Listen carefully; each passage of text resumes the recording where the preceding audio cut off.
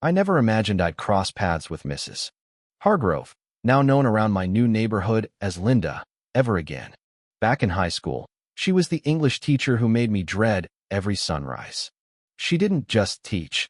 She wielded her authority like a weapon, slicing through my confidence with every sharp-tongued critique.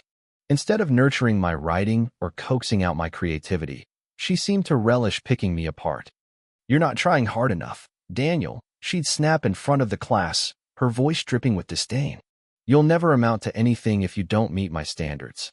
Each day, stepping into her room felt like walking into a lion's den, her condescending tone branding itself into my memory. Even now, flipping through an old journal, I can hear that shrill echo rattling my nerves. Life rolled on, though. I graduated, left that suffocating little town, and carved out a solid career in real estate. Mrs. Hargrove faded into a bitter footnote, someone I'd think of now and then with a grimace, but never expected to see again. Certainly not as my next-door neighbor in a quaint suburban haven. Yet there she was, same piercing glare, same haughty strut, just a new name and an even bigger ego. The universe, it seemed, had a twisted sense of humor. When I bought my house in this picture-perfect neighborhood, I braced for the usual headaches, maybe a patchy lawn or a creaky fence. What I didn't bargain for was a suburban street under the thumb of a woman the locals called Linda, a meddling busybody with a voice that could shatter glass and an unshakable belief in her own supremacy. It took me a while to connect the dots. At first, she was just a vaguely familiar face, a nagging "haven't I seen her before" that I couldn't pin down. Turns out, Linda wasn't just any neighbor. She was the iron-fisted head of the Homeowners Association, HOA, and she was none other than Mrs. Hargrove reborn. The signs of her control-freak tendencies popped up fast. Barely a week after I moved in, typed notes started slipping under my door, nitpicky complaints about violations like my car parked an inch off-center or my grass a hair too wild. Sticky notes plastered my windshield with bossy directives about parking etiquette. It was intimidation dressed up as neighborly concern, but I didn't yet realize who I was dealing with. Then came the moment of truth. I overheard her lecturing a neighbor about a trash can positioned one measly inch past the curb line, that signature huff of irritation punctuating her rant. My blood ran cold. The groceries in my arms nearly hit the pavement as the realization crashed over me. It's her. Mrs. Hargrove. Same voice, same arrogance, just a new last name, maybe from a divorce or remarriage. I'd have known her anywhere, even in a sea of 1,000 faces. That night, I found another envelope waiting for me. To the new homeowner, it read in crisp, officious type. "Your grass exceeds the HOA standard by 0.5 inches. Correct this immediately or face a fine." Her signature, a flamboyant scrawl, screamed Mrs. Hargrove. My mind spun. The teacher who'd once shredded my essays was now my neighborhood tyrant, and I knew this was just the opening salvo. Linda's reign didn't spare anyone, not even the kids. One Saturday, I caught her scolding a pack of children whose soccer ball had dared to roll onto her pristine lawn. "I'll call the cops for trespassing," she barked, towering over a boy named Ethan who stammered an apology. Her venom took me right back to those high school days, her voice slicing through me like it used to. I stepped in, heart pounding. She spun on me, recognition sparking in her eyes. "You," she sneered, that old smirk curling her lips. "Next on my list, neighbor. That porch light of yours is blinding the street at night. Did you know that?" Then, in that familiar hiss, she added, "Still can't follow directions, can you? Some things never change." Oh, she remembered me, all right. My temper flared, but I swallowed it.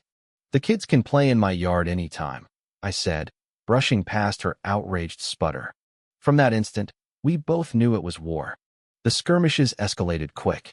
Within weeks, I was buried under her petty grievances, a warning about my mailbox's unapproved shade of blue, a snarky note about my trash bins hitting the curb too early, even a gripe about my lone garden gnome, a gift from my aunt, being an excessive ornament. Then came the big guns, an official-looking HOA envelope with an eviction notice inside. Yes, an eviction notice, for a house I'd bought outright with my own cash. The letter tossed around words like foreclosure, claiming the HOA could force me out if I didn't bow to their rules. I stared at it, half laughing, half stunned. She can't be serious. But I knew HOAs could play dirty, stacking fines or digging up obscure bylaws to squeeze homeowners dry. That alone would have been a headache. But here's the twist. Linda had no idea she was renting her house from me.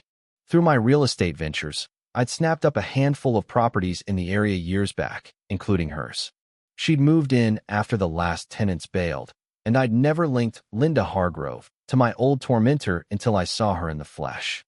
She paid rent to my property management company, which used my LLC's name, keeping my identity under wraps. Now, here she was, threatening to boot me from my own home, while living in one I owned. That eviction notice in my hand was the spark I needed.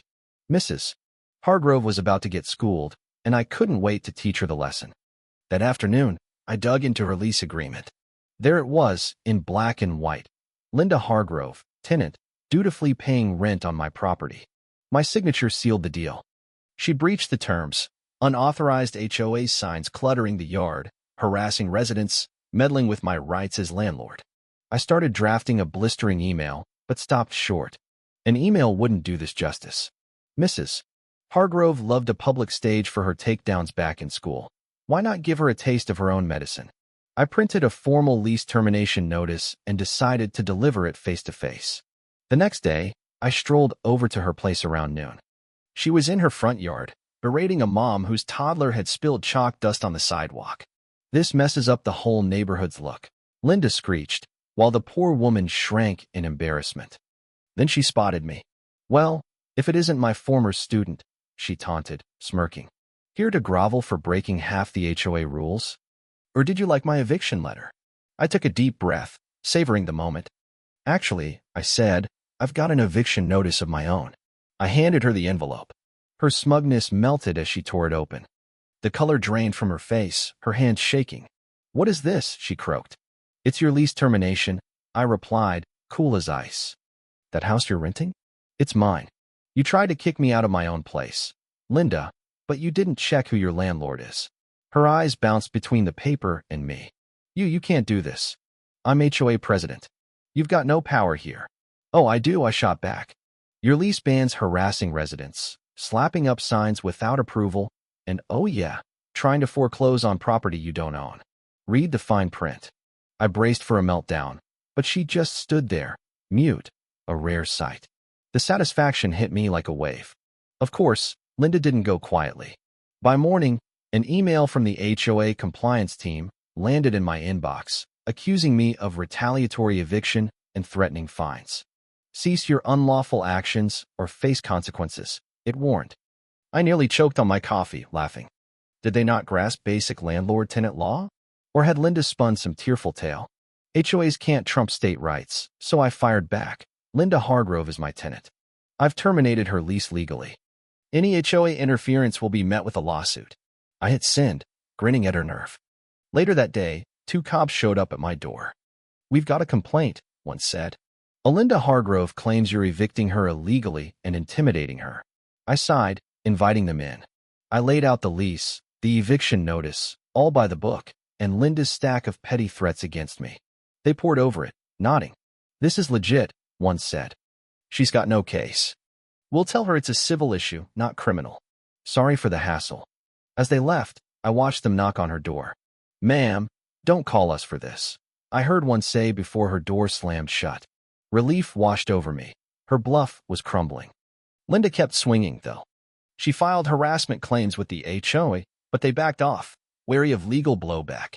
She tried rallying neighbors, but most were sick of her antics, especially parents she'd terrorized over trivialities like bikes on the sidewalk or bubbles on her grass. Every day, I'd see her pacing her yard, glaring at me, plotting.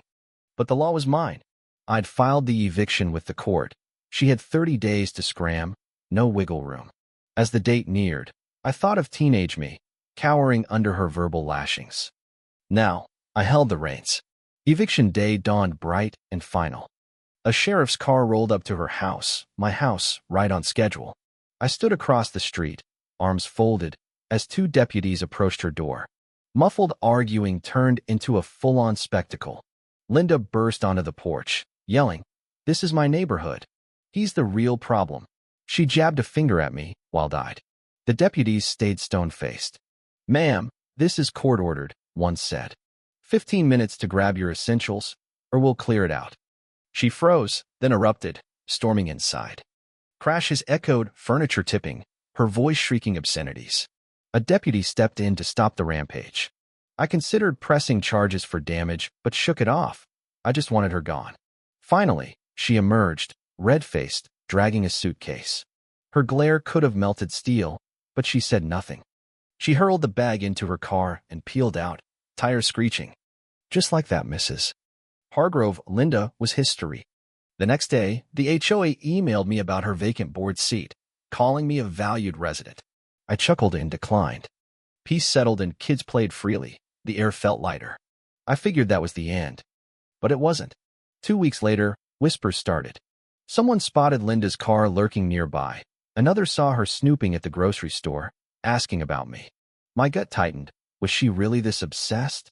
One night, an unmarked envelope appeared in my mailbox.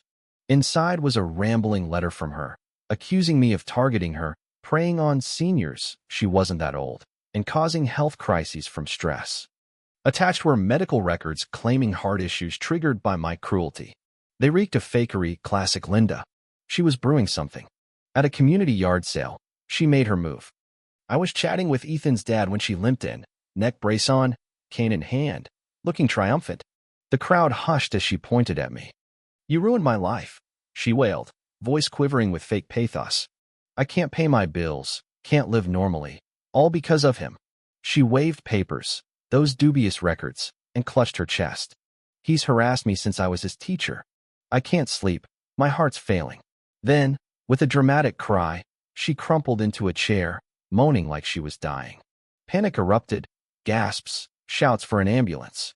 But Ethan's dad, Mike, a paramedic, stepped in. He checked her pulse, listened to her chest, and asked about her symptoms. She rambled about pain and breathlessness. Mike stood back, brows raised. "Your heart's fine," he said loud enough for all to hear. "Pulse is normal, breathing steady." "Are you sure you're having an attack?" Linda faltered, sweating. "Of course I am," she snapped, but the cracks showed. Mike shrugged. "I'm a pro, no distress here." Laughter rippled through the crowd. Linda sprang up, needing medication, and hobbled off, forgetting to limp consistently. Her stunt flopped spectacularly. The endgame. Linda's heart attack became neighborhood legend. Skeptics turned believers. Her mask was off. Mike got high fives for exposing her, while I got apologies from neighbors who'd bought her sob story. "We knew she was a lot, but this," one couple said. I was relieved, yet exasperated. Why wouldn't she quit? Her lawyers sent a demand for distress compensation. I handed everything video of her collapse, eviction docs, Mike's statement, to my attorney. "We'll countersue if she pushes," he said. She didn't. Last seen ranting outside the courthouse, she never filed. A neighbor took her in briefly, but when she whined about me, they showed her the door. Then, she vanished. The street sighed in relief. Kids biked without fear, and I savored my coffee on the porch, free of her shadow. Linda, Mrs. Hargrove, was a ghost of the past, undone by her own arrogance. I'd won, not just a battle, but a war she'd started decades ago. And that felt damn good.